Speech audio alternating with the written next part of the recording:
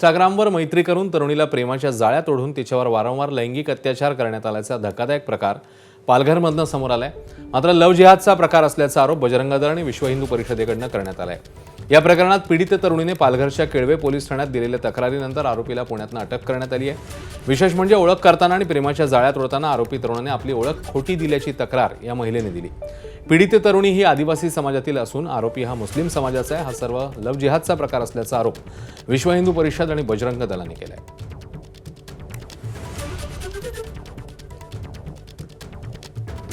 अगर Instagram use करते हो, जो भी इंस्टाग्राम आप लोग यूज़ करते हो, रील्स वगैरह छोड़ते हो, ठीक है। कुछ लड़के लोग हैं, कुछ आदमी लोग हैं जो फेक नाम से प्रोफाइल चलाते हैं और लड़की लोगों को अपने जाल में फंसाता है। तो उस चीज़ से आप लोग बचिए। मेरे साथ सेम चीज़ हुआ, लेकिन मैं समय रहते मैं बच गई, बट मेरा बहुत कुछ गया, मेरा पैसा गया, मेरा इज्जत गया, मेरे साथ धोखा हुआ।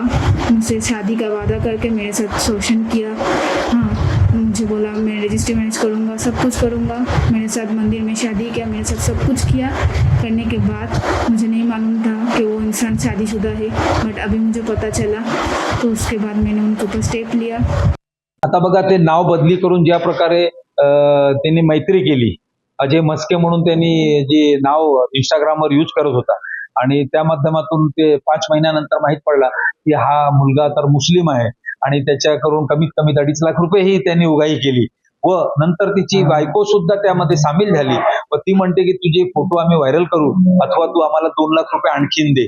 आणि त्याकरिता हा जो युवा वर्ग आहे, मी त्यांना सांगू इच्छितो की तुम्ही अशा प्रकारचे जे आमिष दाखवून फेसबुक, इंस्टाग्राम ह्याच्यात सावध राहा, कारण लोकांचा उद्देश काही वेगळा असतो आणि माणूस ह्याच्यात फसला जातो।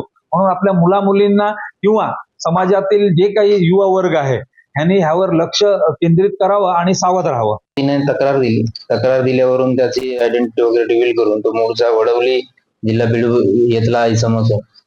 त्याचं टेक्निकल एनालिसिस वरून त्याचं लोकेशन्स काढून मग त्याला आम्ही पुण्यामधून सापळा रचून त्याला अरेस्ट केलेलं आहे।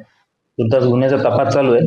सध्याचा जो सदर प्रकार आहे, हा प्रकार काय आहे याबाबतचा सखोल तपास झाल्यानंतर याच्या निष्पन्न कायदेशीर कारवाई करण्यात येईल। एबीपी माझा, उघडा डोळे बघा नीट।